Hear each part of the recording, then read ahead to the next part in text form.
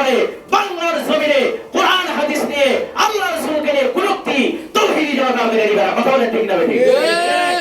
কারণ 24-এর পরের বাংলাদেশ, তাওহীদি জনতার বাংলাদেশ, এই বাংলাদেশে 96% মুসলমানের বাংলাদেশে আল্লাহকে নিয়ে কুলুক্তি করা হবে, মুসলমান বরদাস্ত করবে না। এই জন্য যে যেখান থেকে পারি আমাদের আওয়াজ তুলতে হবে। কি তুলতে হবে? ফেসবুক পারে, ইউটিউব পারে, বিভিন্ন সমাবেশ করে যে যেখান থেকে পারেন এর বিরুদ্ধে আওয়াজ তুলতে হবে। না হলে তাওহীদি জনতা যদি একবার খেপে যায়, ঘরে থাকা তো দূরের কথা, দেশ ছেড়ে পালাইতে পারবে না। এই জন্য তাদেরকে খেপিয়েন না। আল্লাহ তাআলা আমাদের সবাইকে তৌফিক দান করে। আমিন। আল্লাহ বলেন এই অপরাধগুলো যখন হবে, এই যে অপরাধগুলো যখন হবে, ফালইরতাকিবু ইনদা যালিকা রিহান হামরা, তখন তোমরা গরম বাতাসের অপেক্ষায় থাকো। এই অপরাধগুলো যখন হবে, গরম বাতাস, আগে আমরা দেখতাম 10 বছর 20 বছর আগে কৃষকরা কাজ করে গাছের নিচে কি আরামের গুড় দিত, ঠান্ডা ঠান্ডা বাতাস আসতো কিনা। এখন দেখা যায় বিভিন্ন ধরনের গরম বাতাস, গরম বাতাস হয় না এখন, আর ঠান্ডা বাতাস আগের মতো। তো আল্লাহ বললেন তাহলে তোমরা গরম বাতাসের অপেক্ষা করো, ওয়াসালসালা, ভূমিকম্পের অপেক্ষা করো। বিভিন্ন জায়গায় এই অপরাধের কারণে ভূমিকম্প হবে। তো এখন ভূমিকম্প এগুলা কেন হইতেছে? এই পাপ কাজ করার কারণে, এই আউল বাউল ফাউলদের গুনার সয়লা হওয়ার কারণে বাংলার জমিনে ভূমিকম্প হইতেছে। কথা বলেন ঠিক না ঠিক? এই জন্য গান বাদ্য থেকে আমাদের দূরে থাকতে হবে। আর কিভাবে?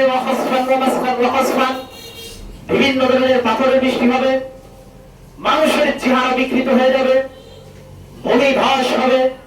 মানুষ দেখবেন এখন বর্তমান হরিউর নাম দিতেছে, মানুষ চেহারা বিকৃত করতেছে। আল্লাহ যে চেহারা দিছে ওরা ভালো লাগে না, নিজে একটা চেহারা শুকর বানানোর মতো চেহারা করে ফেলতেছে। বলেন, কথা বলেন ঠিক না ঠিক? করতেছে না? চেহারা বিকৃত করতেছে, চেহারা বিকৃত করে দিবে আল্লাহ তাআলা। আর কি হবে? এরপর আল্লাহ বলছে আশ্চর্যের কথা, ওয়া আয়াতিন তাতাবাউ, ফিতনা একটার পর একটা আসতেই থাকবে, ফিতনা একটার পর একটা আসতেই থাকবে, গজব একটার পর একটা আসতেই থাকবে, ভূমিকম্প একটার পর একটা আসতেই থাকবে, যেটা গেছে এটা থেকে আরো বড় বড় আসবে। তসবিহ আছে না? তসবিহ কানিজামিন বালিন, তসবিহ দেন, কানিজামিন বালিন কুতিয়া সিলকুহু ফাতাকাবা।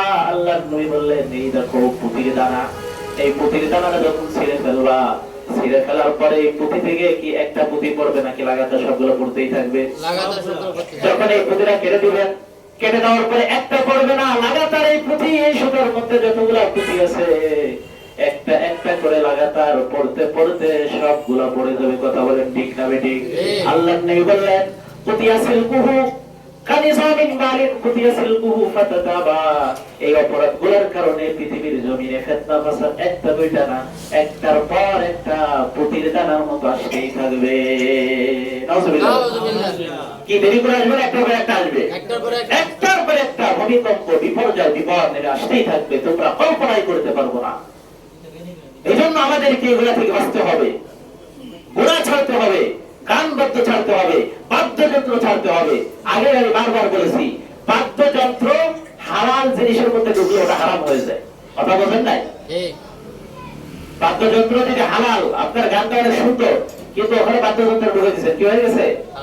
হারাম হয়ে গেছে। দুধ পাকনা না পাক? কথা বলে না, দুধ পাকনা না পাক? পাক। এই পাক জিনিসের মধ্যে যদি আপনি পেশাব দিয়ে দেন তো কি হয়ে যাবে? পাক থাকবে? এটা দ্বারাই বোঝা যায় যে বাদ্যযন্ত্র আল্লাহ নবী হারাম করে দিয়েছে, এটা চলবে না। আর বিভিন্ন ধরনের কথা আউল বাউল খাওয়া বলে থাকি, এগুলো আমরা কখনো কান দিব না। এদের থেকে সতর্ক থাকতে হবে, চোখ খোলা রাখতে হবে। তাওহীদি জনতা সজাগ হয়ে গেছে। 24-এর পরে বাংলার জমিনে কোরআন হাদিস নিয়ে আল্লাহ রাসূলকে নিয়ে কুলুক্তি তাওহীদি জনতা মেনে নিবে না। কথা বলেন ঠিক না ঠিক? কারণ 24-এর পরের বাংলাদেশ, তাওহীদি জনতার বাংলাদেশ, এই বাংলাদেশে 96% মুসলমানের বাংলাদেশে আল্লাহকে নিয়ে কুলুক্তি করা হবে, মুসলমান বরদাস্ত করবে না। এই জন্য যে যেখান থেকে পারি আমাদের আওয়াজ তুলতে হবে। কি তুলতে হবে? ফেসবুক পারে, ইউটিউব পারে, বিভিন্ন সমাবেশ করে যে যেখান থেকে পারেন এর বিরুদ্ধে আওয়াজ তুলতে হবে। না হলে তাওহীদি জনতা যদি একবার খেপে যায়, ঘরে থাকা তো দূরের কথা, দেশ ছেড়ে পালাইতে পারবে না। এই জন্য তাদেরকে খেপিয়েন না। আল্লাহ তাআলা আমাদের সবাইকে তৌফিক দান করে। আমিন।